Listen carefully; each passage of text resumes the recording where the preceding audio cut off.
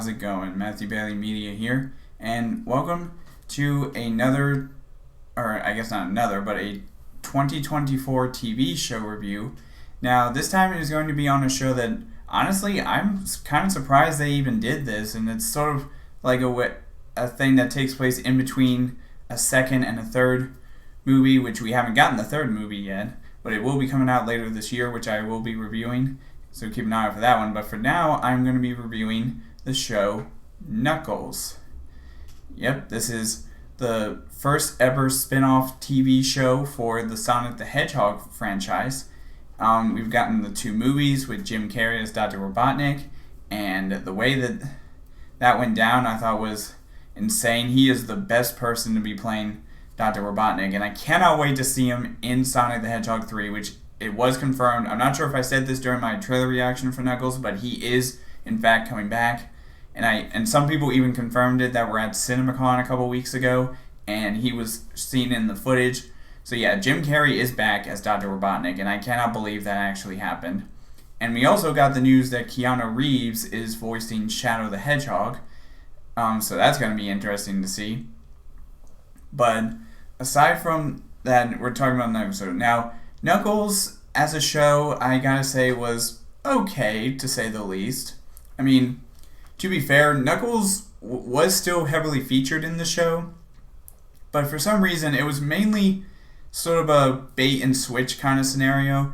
Basically, it was more about the character of Wade Whipple. If y'all don't know who Wade Whipple is, if y'all haven't seen the two movies, he plays the character, or he's played by Adam Pally, and he's the character who is sort of like the deputy sheriff, like the person below Tom Wachowski, and he was sort of like the comedic relief, so to speak, in the two films. But this show sort of plays on his character a lot more than not just Knuckles himself, but basically Knuckles is training him to be like a much more braver person, like to have more courage to stand up for himself and all that. And it's funny because we even get to see new characters featured in this show that we didn't know about from Wade Whipple's side of the family.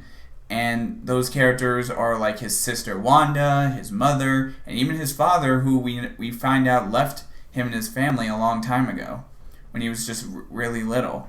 And I gotta say, that was pretty surprising.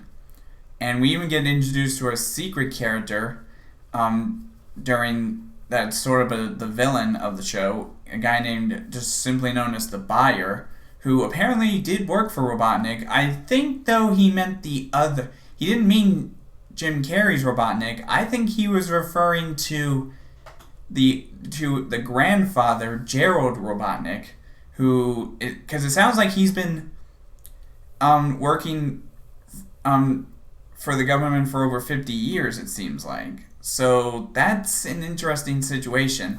And again, I guarantee you, possibly in the third movie, we will see characters that were possibly in the 50-year time gap. Like, heck, we could even see Thomas's father, who we haven't met yet, be revealed as part of the government, and if he was a part of what happened over 50 years ago.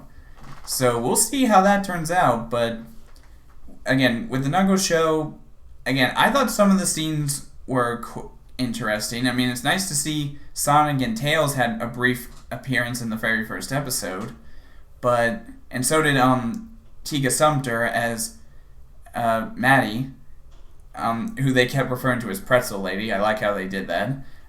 But I gotta say, this show isn't really 100% needing to be viewed in order to know what happens in the third movie, but maybe they will reference little bits of the show here and there in the third movie, like what happened how did they not know that Knuckles was out of his room while he was supposed to be grounded, which is sort of an interesting situation with Knuckles in the show.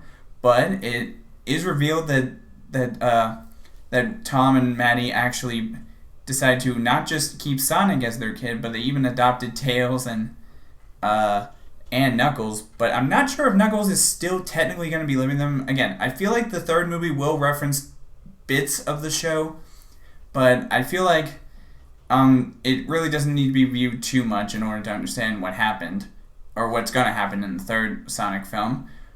But for now, let me give you my rating of the Knuckles show.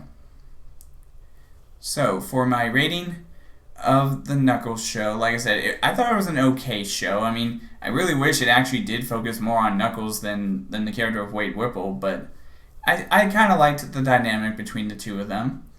And so there's that, and I gotta say, I'll probably give this show a solid 3.5 out of 5. Again, I thought it was an okay show, but I wish they did a little bit more with Knuckles' character rather than Wade's character.